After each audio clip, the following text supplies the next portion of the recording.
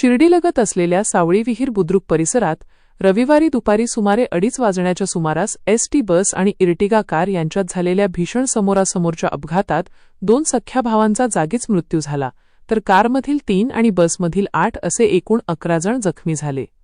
जखमींमध्ये महिलांची संख्या लक्षणीय असून सर्वांवर साईबाबा संस्थानच्या सुपर स्पेशालिटी रुग्णालयात उपचार सुरू आहेत. मिळालेल्या माहितीनुसार राहाता येथील विशाल काशीनाथ कांबळे वय 43 आणि महेश काशीनाथ कांबळे वय 40 हे दोघे भाऊ, त्यांची बहीण प्रियंका रवींद्र ससाणे राहणार श्रीरामपूर तसेच 2 लहान मुलांसह इर्टिगा कारमधून नाशिककडे जात होते. विशाल कांबळे यांच्या मुलीच्या वाढदिवसानिमित्त ते नाशिकला निघाले होते. दरम्यान सावळी विहीर शिवारात समोरून येणाऱ्या पनवेल शिर्डी एसटी बस आणि त्यांच्या कारची जोरदार धडक झाली. या भीषण अपघातात विशाल कांबळे आणि महेश कांबळे यांचा जागीच मृत्यू झाला, तर प्रियंका ससाणे आणि 2 लहान मुले गंभीर जखमी झाली.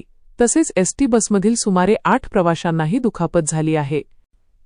अपघाताची माहिती मिळताच शिर्डी पोलीस ठाण्याचे पोलीस निरीक्षक रणजित गलांडे आणि वाहतूक शाखेचे पोलीस निरीक्षक महेश येसेकर यांनी तत्काळ घटनास्थळी धाव घेतली.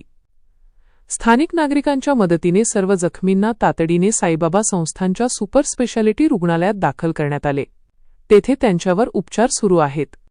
या प्रकरणी शिर्डी पोलीस ठाण्यात गुन्हा दाखल करण्याची प्रक्रिया सुरू असून अपघाताचे नेमके कारण शोधण्याचे काम सुरू आहे. दरम्यान या दुर्घटनेत 2 सख्ख्या भावांचा मृत्यू झाल्याने राहाता परिसरात हळहळ व्यक्त केली जात आहे. विजन प्लस न्यूजसाठी सायरा सय्यद, शिर्डी.